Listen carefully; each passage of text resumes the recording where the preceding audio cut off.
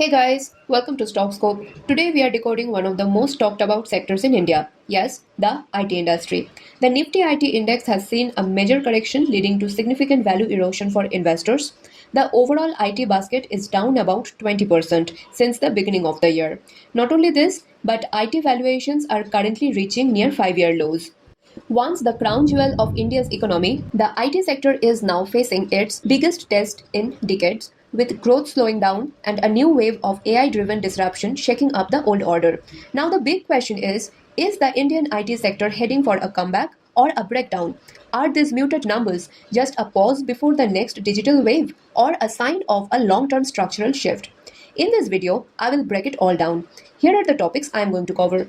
The performance of IT sector in India. Why is IT sector of India not growing for so long? Did this happen before?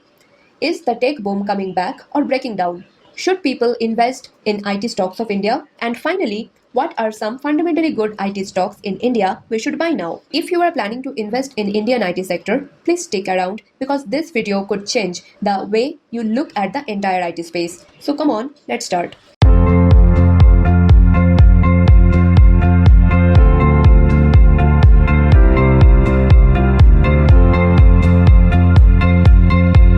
Let's start with the performance of IT sector in India.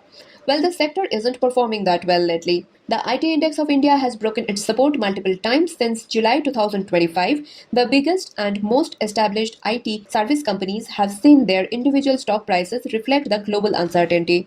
The stock prices of top 5 IT companies have corrected, showing drops ranging from roughly 11% to 26%. The PE of TCS, Infosys, Wipro are lower than they have been over last 5 years. Over the last 3 to 4 years, mutual funds have displayed a consistent trend of selling in the IT space. The total weight of IT sector in equity mutual funds has dropped to 7.76%. Amidst recent weakness, there are certain mid-tier high-growth companies for which investors are still willing to pay a very high multiple for growth. Yes, a few of such companies are still there.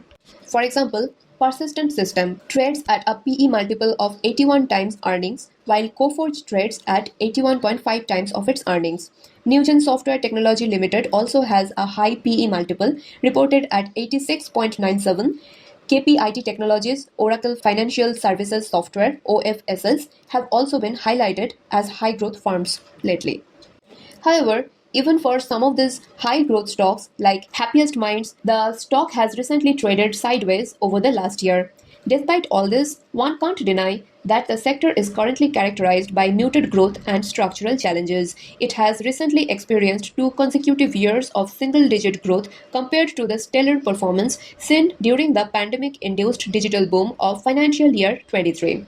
HSBC projects that industry growth will likely stabilize at 4 to 5% in the coming years, falling short of its historical double digit rates. Now comes the main question. Why is IT sector of India not growing for so long?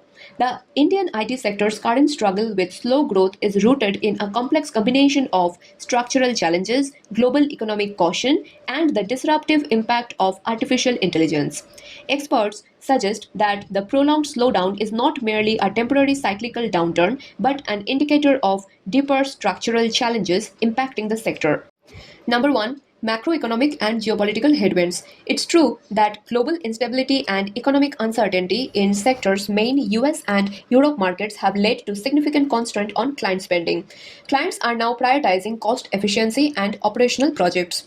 Also, uncertainty surrounding US trade policies and tariff announcements are severely affecting major clients in manufacturing, retail, and logistics sectors. This causes clients to cut down on tech spending, pause IT projects, and re-evaluate supply chains.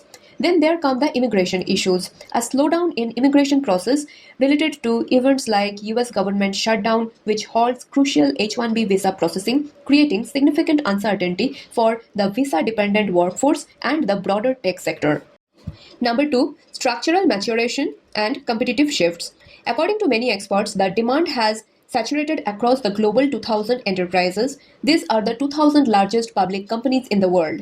Another thing to worry is that with the industry's massive size, valued at $230 to $240 billion, it also makes achieving historical double-digit expansion rates more challenging for the IT sector. Apart from this, when Gen AI is expected to drive long-term growth, its immediate impact is not that good on revenue. In fact, deflationary. AI revenues are currently small, often stemming from short-duration deals. Another thing you should definitely know about is the establishments of GCCs. What are GCCs? Global Capability Centers. These centers are evolving from back offices into innovation hubs and taking on strategic capabilities like AI, analytics, and product engineering tasks that are traditionally outsourced, thereby cutting into the revenue pie of Indian IT firms. Number three, impact on workforce and hiring. Yes, the hiring has been subdued. Companies are trying to do more with less, prioritizing efficiency and internal reskilling. For example, major Indian IT firms like TCS and Wipro have been trimming headcount, specifically targeting middle and senior management roles due to skill mismatch and the rapid adoption of AI. From all this, you might think the situation in the IT sector is really that bad. But is it? For this, you have to know, did this happen before? Well, the Indian IT sector has experienced previous periods of volatility and slowdowns, although the combination of structural and AI driven pressures seen today is totally new. There was a time around 2000 when the software industry was reporting 100% growth. This later slowed down and stabilized at around 15% to 20%. This time also, many consider it as a cyclical dip after the IT boom in COVID-19. Here, the history shows that the entire sector's foundation is tied to the rules and policies of its largest overseas customer, the United States. This vulnerability means that when US policies change, the Indian IT sector is immediately affected. Historically, the initial boom of the Indian IT sector was an unintended consequence of US immigration policy. It's absolutely true. As in 1990s, the number of US H-1B visas was capped, and therefore many highly skilled workers remained in India, facilitating the growth of the Indian IT sector. After learning all this, I know the exact question that is coming to your mind.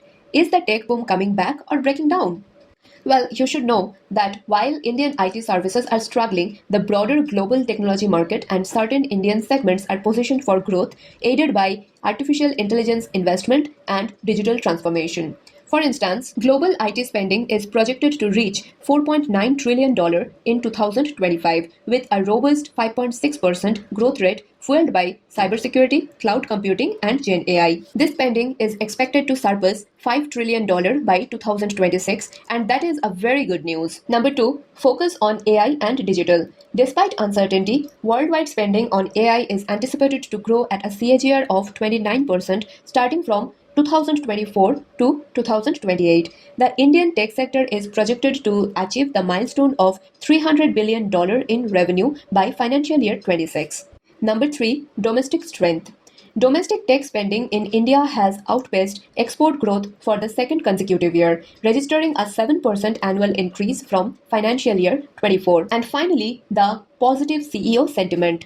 Approximately 77% of tech CEOs anticipate higher business growth in financial year 26, and 85% expect clients' tech spending to be similar or even higher. In a nutshell, it can be said that the tech boom of previous model is ending, but a new era of high-value AI-led services is beginning. Next is, should people still invest in IT stocks of India?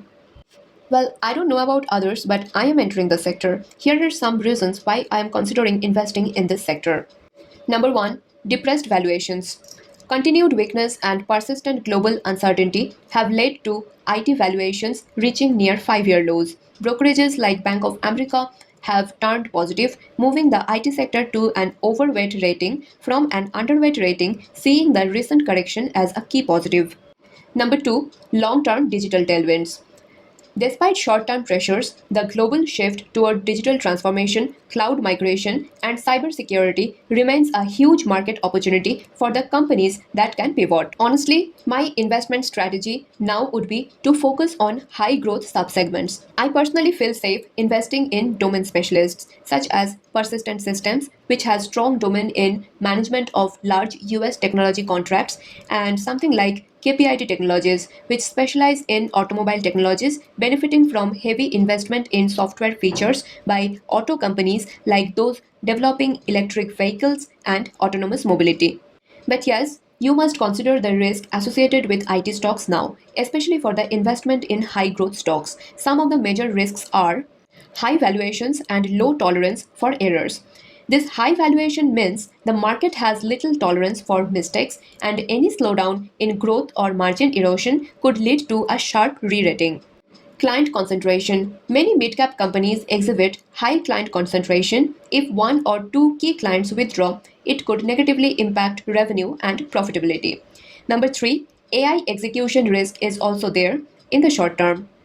What are some fundamentally good IT stocks in India to buy now? I would say number 1 is Persistent Systems. It has shown consistent superior growth rates. Approximately 47% of its revenue comes from large US technology and software companies. It serves 6 of the top 10 US software and technology companies. It also has deep domain knowledge in banking and financial services or BFSI, serving top US banks. Now, if we look at the financials, the company has achieved superior growth rates in the last 3 years with compounded sales growth and profit growth of 27%. Currently, my second favorite is KPIT Technologies. Due to its specialization in automobile technologies, particularly for electric vehicles, the stock is quite important. After all, the entire auto industry is investing heavily in software features, viewing electric vehicles as a computer on wheels. If we look at the financials, in the last 3 years, it has reported sales growth of 33.9% and profit growth of 44.2%.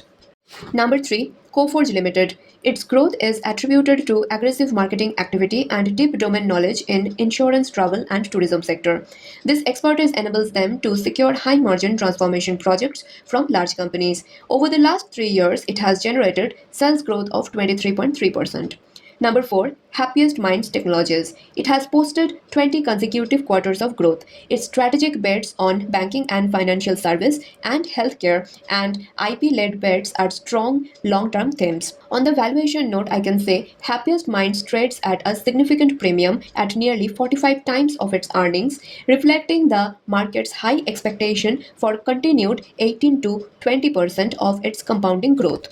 Next comes Newgen Software Technology Limited. It is mainly focused on the banking sector by creating ready-to-use software for common operations such as KYC, loan origination, etc. This platform type business offers high client retention and good visibility. Number 6, Oracle Financial Services Software Limited or OFSS. It is a subsidiary of US-based Oracle company. Its revenue is primarily driven by license fees for database management and enterprise software such as ERP, HCM, etc. This demand is increasing as companies migrate their systems to the cloud and enhance digital interactions. Finally, TCS and Tech Mahindra, I would say. These two Indian companies are favored within the large cap space for their balanced exposure and execution strength. If you want to invest in global stocks, you can always consider Microsoft. The best part about foreign stock investment is that there you can buy in fractions as well. Finally, I would suggest you to do your own research before investing any money in these IT stocks. This is not at all a stock recommendation or investment advice. It's just that I'm thinking of choosing some of these direct equities for my personal portfolio for long term, of course. And on this note, this is it for today. Do let me know in the comment below how you liked the video. I'll be back in my next video soon. Till then, stay tuned and keep investing. Bye for now.